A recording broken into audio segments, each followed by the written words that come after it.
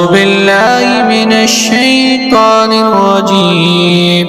بسم الله الرحمن الرحيم. سبح لله ما في السماوات وما في الأرض وهو العزيز الحكيم. هو الذي أخرج الذين كفروا من أهل الكتاب من ديارهم لأول العشر ما زنتم أن يخرجوا وظنوا أنهم مانعياتهم حصونهم من الله فأتاهم الله من حيث لم يحتسبوا وكذف في قلوبهم الرعب يخربون بيوتهم بأيديهم وأيدي المؤمنين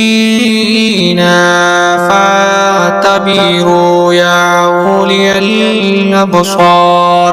ولولا كتب الله عليهم الجلاء لعذابهم في الدنيا ولهم في الآخرة عذاب النار. ذلك بأنهم شاقوا الله ورسوله ومن يشاق الله فإن الله شديد العقاب. ما قطعتم من لينة أو تركتموها قائمة على أصولها فبإذن الله وليخزي الفاسقين. وما أفاء الله على رسوله منهم فما أوجفتم عليه من كيل ولا رقاب ولكن الله يسلط رسوله على من يشاء والله على كل شيء قدير. ما أفاء الله على رسوله من أهل القرى فلله ولرسوله ولذي القربى واليتامى والمساكين وابن السبيل كي لا يكونوا زولة بين الأغنياء منكم. وما آتاكم الرسول فخذوه وما نهاكم عنه فانتهوا واتقوا الله إن الله شديد العقاب. للفقراء المهاجرين الذين أخرجوا من ديارهم وأموالهم يبتغون فضلا من الله ورضوانا وينصرون الله ورسوله أولئك هم الصادقون.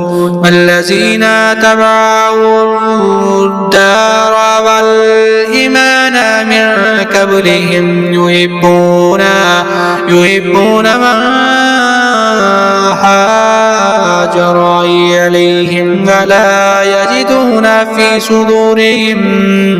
في صدورهم حاجة مما أوتوا ويؤثرون على أنفسهم ولو كان بهم كساسة ومن يوق شح نفسه فأولئك هم المفلحون. والذين جاءوا من بعدهم يقولون ربنا اغفر لنا ولإخواننا الذين سبقونا بالإيمان ولا تجعل في قلوبنا غلا للذين آمنوا ربنا إنك رؤوف رحيم. ألم تر إلى الذين نافقوا يقولون لإخوانهم الذين كفروا من أهل الكتاب لئن أخرجتم لنخرجن معكم ولا نطيع فيكم أبدا وإن قتلتم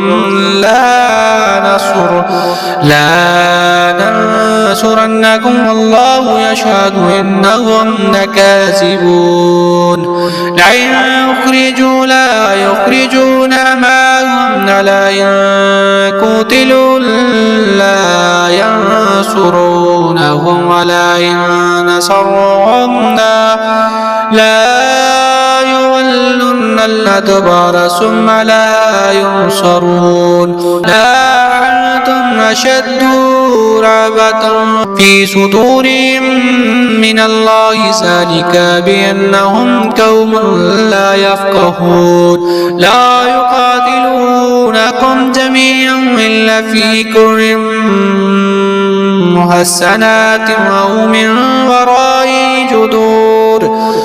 جدور بأسهم بينهم شديد تحسبوهم جميعا وقلوبهم شتى ذلك بأنهم قوم لا يعقلون كمثل الذين من قبلهم قريبا ذاقوا وبال أمرهم ولهم عذاب أليم كمثل الشيطان إذ قال للإنسان اكفر فلما كفر قال إني بريء منك إني أخاف الله رب العالمين.